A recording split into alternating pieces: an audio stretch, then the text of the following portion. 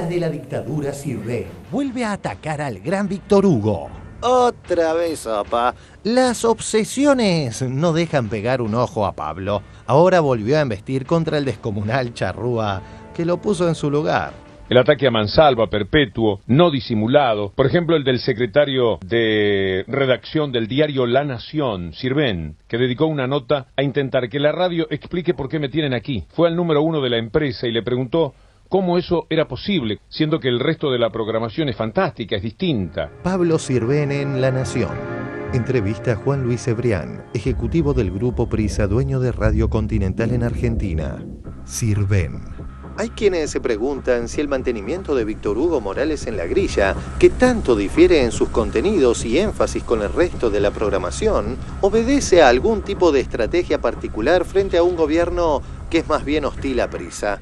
Ejecutivo del Grupo Prisa. Víctor Hugo es un gran relator de fútbol, pero la realidad es que no lo sigo ni a él ni a los demás conductores argentinos. No tendría tiempo para escuchar las radios de todos los países donde estamos. La filosofía que aplicamos es que los medios los dirigen los directores y la línea editorial es responsabilidad de ellos. Por lo tanto, no intervenimos directamente en las contrataciones. Sirven. Por lo que me dicen, no parece estar totalmente al tanto del caso.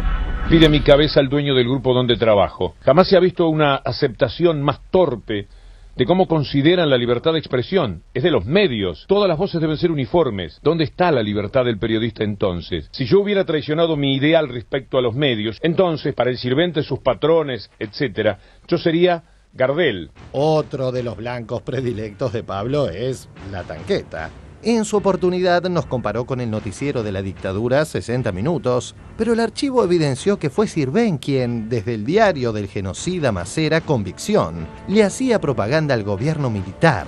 Y aún en 1982, es decir, a una dictadura debilitada. La Nación por Pablo Sirven. Como 60 Minutos, pero risueño. Con similar impronta, 678 se transmite en el mismo canal y hora que el noticiero procesista. José Gómez Fuentes, el áspero conductor de aquel vistoso y controvertido magazine informativo, se aplicaba casi con tanto ahínco a defender la disparatada aventura bélica de Galtieri en las Malvinas, como hoy Barone pone el pecho a las balas anti-K.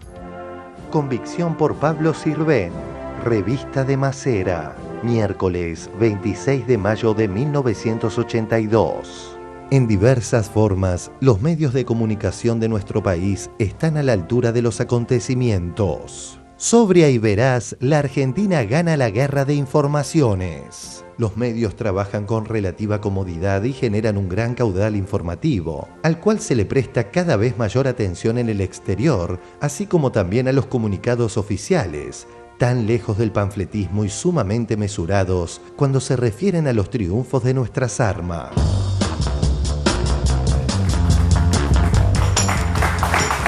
A ver, quizás sea adecuado decir, Convicción no era una revista, era un diario. Yo trabajé en ese diario y nadie te obligaba a escribir a favor de Macera, quiero decir, ¿no? Porque a veces hay cosas que vale la pena contar. Respecto de Cebrián, Jorge Alemán vive en Madrid. El grupo Prisa y José Luis Cebrián han tenido que ver mucho con el diario El País, nada menos, que nació como una cosa y ahora es otra. ¿Cómo has visto esta historia, Jorge? Bueno, la línea editorial desde hace años del grupo El País, el grupo Prisa, hay dos derechas, digamos. Una derecha conservadora, que es los diarios tradicionales españoles, y una derecha progresista. El País sería derecha progresista, es decir, absolutamente de derecha en todo lo que se refiere a los procesos de transformación latinoamericanos, y luego con un barniz cultural, para muchos en España sigue siendo una referencia progresista, de ahí el equívoco y el malentendido que existe con respecto a todas las experiencias políticas de Latinoamérica. Ejerce una enorme... Tiene un poder de enunciación muy importante en todo lo que está referido al grupo Prisa en España, es muy, muy determinante. Y ahora, en el tiempo histórico actual, no encuentra de qué modo articularse políticamente, porque, como decía al principio de mi intervención, están sucediendo cosas que no estaban previstas ni siquiera para el grupo Prisa. Es decir, el avance, digamos, las derechas europeas no habían conocido el neoliberalismo. Las derechas conservadoras y las derechas liberales no habían conocido el desmantelamiento de las estructuras del Estado. Entonces hay un estupor en la derecha misma, tanto en la progresista como en la conservadora, ¿no? Y por lo tanto hay una sensación de falta de brújula, se ven las editoriales que van cambiando de semana a semana, ¿no? Ahora, la hostilidad con América Latina es manifiesta, ¿no? Es decir, todas las crónicas que se hacen de nuestros proyectos políticos son hostiles, ¿no? En relación, quería agregar una cosa más, ¿no? Que había sugerido antes y que me interesa porque es el corazón del programa de 678, la relación entre verdad y política, que es muy espinosa. Uno dice una cosa, el otro dice otra. No hay un tribunal exterior que permita establecer cuál de los dos dice la verdad. No existe una instancia trascendental. Es un antagonismo, como decía Barón, es un debate o un antagonismo que no puede determinar en qué lugar está la verdad. Así que, para no caer en un relativismo donde uno diría, bueno, cada uno dice de algún modo la verdad, no hay que, uno no tiene más remedio que ir a la historia de las decisiones tomadas. El gobierno que decidió por la ley de matrimonio igualitario fue este gobierno. Es decir, no puede haber otro recurso, porque si no ese debate va al infinito. Uno dice una cosa, es decir, ¿qué permite que un señor diga que es el Führer, la presidenta, y este otro diga que Estela y su edad? Es decir, todo lo que vengo escuchando a lo largo de esta noche, ¿no? ¿Cómo se podría establecer una relación entre los enunciados políticos y la verdad? El único recurso que a mí me parece que es el legítimo es finalmente la reconstrucción histórica de las decisiones tomadas y cumplidas, ¿no? Claro, hacerse cargo del pasado. Yo me pregunto, Jorge Alemán, ¿qué hacen los españoles con sus muertos de la guerra civil? Vos has pensado en eso también, ¿no? ¿Cómo qué hacer con el pasado? Yo hace años escribí que España, cuando empezó el desastre, no iba a hacer algo, no iba a poder salir del desastre económico si no hacía algo con los muertos. La conexión es evidente que no es causal. La aprendí de Argentina. Es decir, como durante muchos años les fue bien, como durante muchos años la política de olvidar lo sucedido resultó eficaz y les iba bien, eso parecía como una especie de obcecación con el pasado, bueno, lo que todos ustedes ya saben. Ahora me parece que hay un sentimiento fatal, hay un fatalismo que impregna en este momento la atmósfera española, que tiene muchísimo que ver con el hecho de que no se tomó jamás la determinación acerca de los muertos. Es decir, está lleno de fosas que no han sido desenterradas. El Valle de los Caídos, señor. Está lleno de todavía responsables políticos de la dictadura, está el emblemático Valle de los Caídos, y yo no creo, esta es una cuestión del 15M, uno de los problemas del 15M es que todavía tampoco acepta la perspectiva histórica, no quiere tampoco hablar de esto.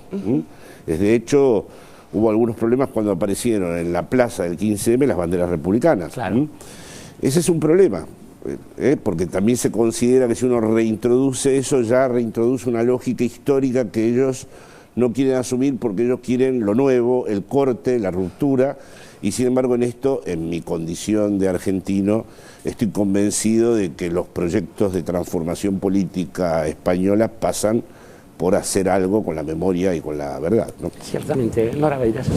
Sí, no, viendo la nota, volviendo al informe un poco con el tema de hacia dónde quería llevar Sirven al presidente del grupo Prisa, me parece que la verdad que queda en offside nuevamente Sirven, ¿no? Ya desde el título es de una torpeza evidente, digamos. Cualquier empresario capitalista va a decir, bueno, yo no vendo al menos que me hagan una oferta fabulosa y veré si vendo. Son empresarios que hacen negocios. Pero eso es lo menor. Después, el tono de las preguntas. Algunos se preguntan por qué está Víctor Hugo Morales en Radio Continental. Vos te lo preguntás porque estás obsesionado con Víctor Hugo Morales.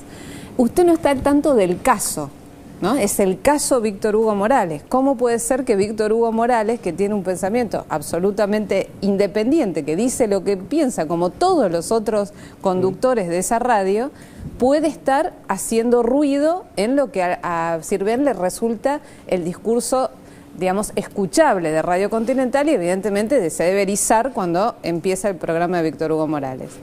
Y el final de esa entrevista era muy, muy significativo también hacia dónde apuntaba, que le salió mal, porque el interlocutor, que es un zorro viejo, evidentemente, Cebrián, por parte del manejo de los medios de comunicación, y por eso tiene radios y medios en toda América Latina.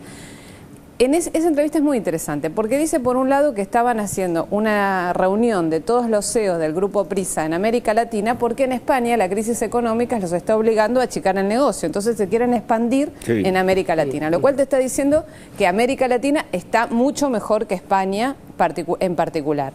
Y por otro lado, la última pregunta que le hace Sirven a Cebrián es ¿qué opina él de que una presidenta critique a los medios? Y Cebrián le responde, es lo mejor que le puede pasar a un medio que un jefe de gobierno lo critique, es un regalo para el medio.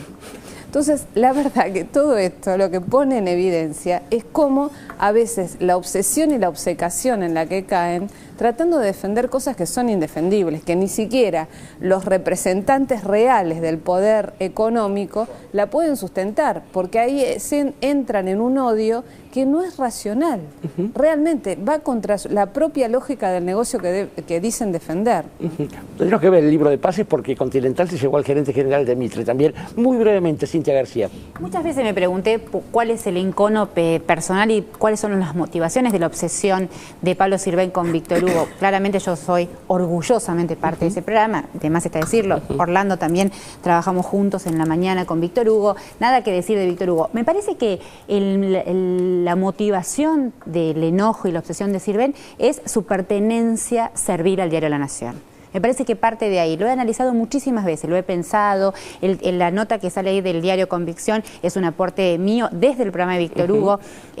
La nota es aduladora de la Junta, absolutamente aduladora de la Junta, en medio de la guerra de Malvinas, y habla de la batalla comunicacional ganada por la Junta. Imagínate, en el año 82, Walsh creo que en el 76 había ya escrito la carta abierta a la Junta Militar. Pero más allá de eso, el discurso tiene esa pertenencia servil. Cuando él tuitea dice, por ejemplo, cuando se dirige a algunos de nosotros, dice comisarios ideológicos. Y en el fondo me parece que esto de saberse infinitamente lejos de la altura de Víctor Hugo lo debe sacar de quicio. Sin la menor duda. Seguimos ganando, le diríamos. En cualquier